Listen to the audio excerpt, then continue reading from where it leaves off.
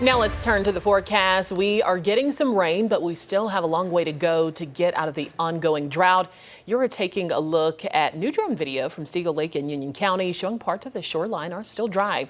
Brittany, will the rain we saw this weekend make a difference? It will make a small difference, Tradisha. Really, at this point, anything helps. And folks, these numbers for the drought-ending rainfall are after the rain we've seen lately. I've really noticed the majority of our biggest help really for the mountains, foothills, and over toward the upstate of South Carolina. I just updated these numbers, and while they still seem high, our number in Mecklenburg County, so that 18.52, was getting close to 20, if not 20 and a half. So again, getting multiple inches over the last couple of weeks has certainly helped those numbers overall, and we'll get some more help for this upcoming week. I certainly don't think any day we're raining consistently for the entire day or having consistent cloud cover, but Tuesday, Wednesday especially, it'll be an off and on, multiple rounds kind of situation. After tomorrow, it's going to be a lot less scattered than what we had this weekend.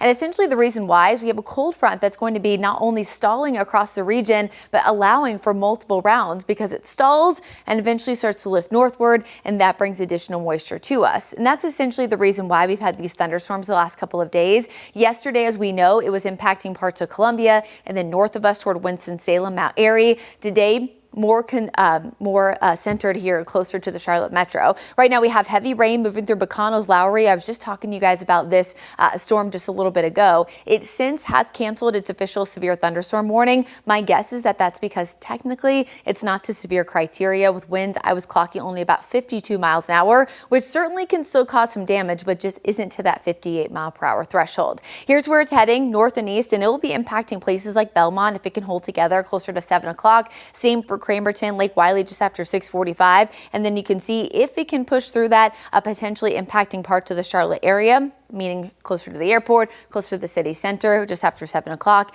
and eventually Paw Creek and Lowellsville closer to 7:15. That's not the only storm we have, though. It was just the one we were tracking earlier because it was severe. Lots of heavy rain moving across the I-85 corridor and now Highway 74. That's between Kings Mountain and Cherville, as well as heading toward the part there of Gaston County. That's essentially north of Highway 29, closer to 321, which would eventually take it to Lincolnton and Lincoln County. Model data looking pretty good here so far, doing a very good job kind of generating this forecast for us this morning. It's been kind of flip-floppy over the past couple of weeks, but this weekend it's been doing a much better job. This is our in-house model, so you can see some slightly clearing sky conditions overnight. Notice all that dense cloud cover.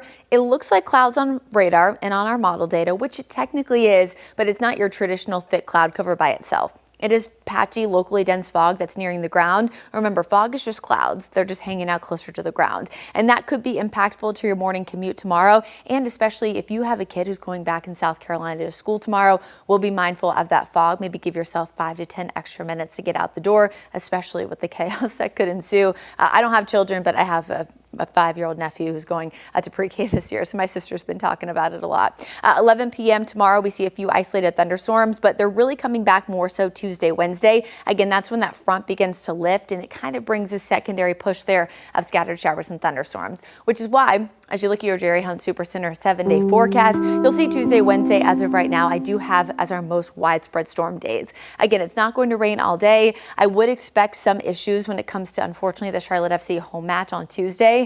Not as many issues expected for Friday because you can see some clearing sky conditions. But if you have tickets already to head to that match, I wouldn't say cancel them, but just be aware that you could see some minor impacts, maybe some delays, things of that nature. By the upcoming weekend, temperatures near upper 80s, lower 90s. Pretty typical summertime weather once we get past that stalled cold front. Again, that brings us our best rain chances Tuesday, Wednesday, and into early Thursday.